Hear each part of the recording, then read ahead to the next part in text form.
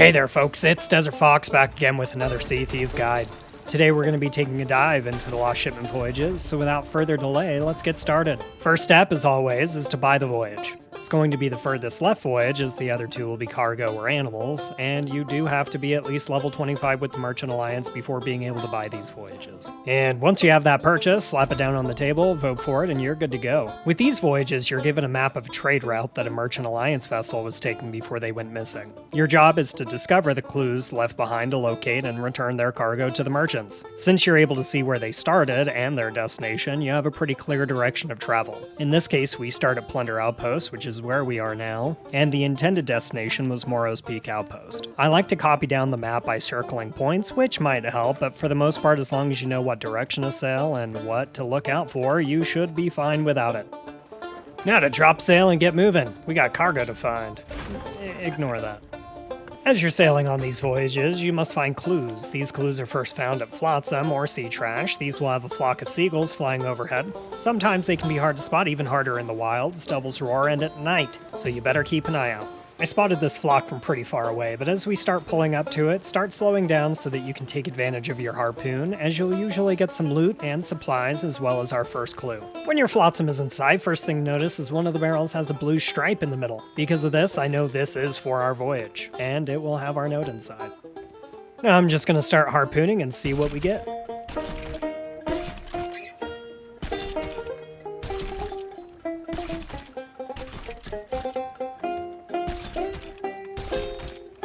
And finally, here's that blue striped barrel. You definitely don't need the lantern to see it. I don't know why I chose to do that, but a look inside reveals our note. Love how this barrel falls in slow motion, like, "My people need me." This clue we found states that the ship we're looking for made a stop at Crow's Nest Fortress, but before I set off in that direction, I must clean the sea. I'd like to note that a key might spawn with these barrels, so a quick look from the Crow's Nest isn't a bad idea to make sure you see the shiny, just in case it's floating with them. Again, we're looking for Crow's Nest Fortress for our next clue, so we'll plot out our course and get moving. As we're approaching Crow's Nest, remember that since there's no skull cloud over it, this is not an active fort, meaning our approach is safe from cannon fire. Our task here is basically like finding the barrels under the seagulls, except the stuff we find will be on land and we'll receive a bottle with a clue inside instead of a barrel, but we're still keeping an eye out for that key. And there it is. Now I don't see a key, but we can pick up our next clue and haul these crates back to the ship to turn in later.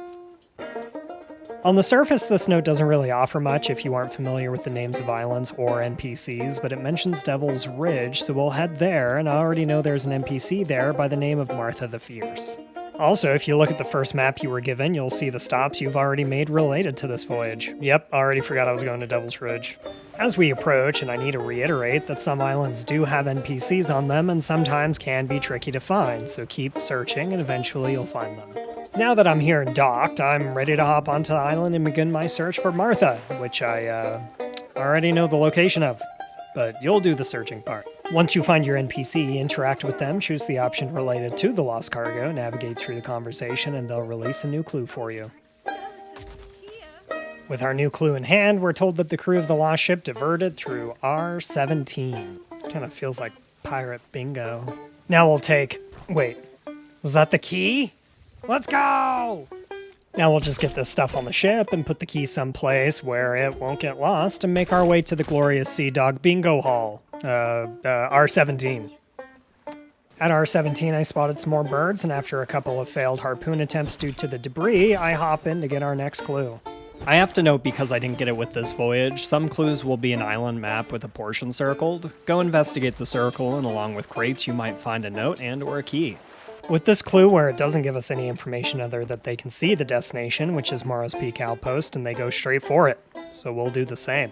Just 4 clicks to the east, so it's safe to assume the Sly Goose sank somewhere between where we are now and Morrow's, so we're keeping an eye out for one last flock of seagulls. Now this isn't them, this is just barrels aplenty, but I made sure to check, so we're going to keep heading in this direction for another set of seagulls. You can just barely see them here, but I'm pulling up to the right set of seagulls. So we'll stop the ship here, grab the key, and go swimming. You'll also see that your voyage map will now have the icon of a ship on it, indicating that you found it. But the title card will also say the wreck of the Sly Goose, or whatever name your voyage gives you. It's beauty and its grace, but it's also the source of a good bit of treasure, so take the key to the captain's quarter under the wheel and unlock the door. Now we have all these crates, and the best way to get them out is to swim out of the captain's quarter just a little bit and drop it so it floats up to the top, swim back in and grab the next crate, rinse and repeat. Now, of course, eventually you will run out of breath and need to find an air pocket, or you can swim back up and heal. These voyages are great if you have galleophobia and believe in exposure therapy, because you are in danger here swimming with sharks, and it's best to keep some extra food and ammo on you. Once you're done evacuating the cargo, it's now time to look for the ship's manifest. It will spawn with the deceased captain in a random part of the ship, but never in the captain's quarters, as unlocking it isn't a requirement to completing this voyage. Retrieving the manifest is. And like the other shipwrecks found in the game, there's a myriad of supplies and loot you can collect from the lower decks. And just like that, we found the ship manifest and the captain that went down with the ship. I guess they made some time for reading in their final moments. Now we have this mighty pile of loot floating in the water. It's time to bring it all aboard and go sell. Of course I came to Ancient Spire instead of Maros because of aesthetics. What do you take me for?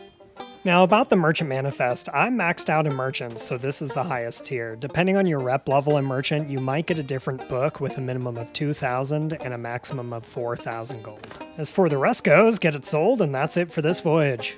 And that's it for me today, folks. Keep your eyes on the horizon for the next video, and if you'd like to support this video and the channel, don't forget to like and subscribe. Hit the bell to be notified for the next upload. You can also catch me live on twitch.tv/itsdesertfox, where you can ask me questions about Sea of Thieves or just hang out and chat with us. The link is in the description as well as my other socials.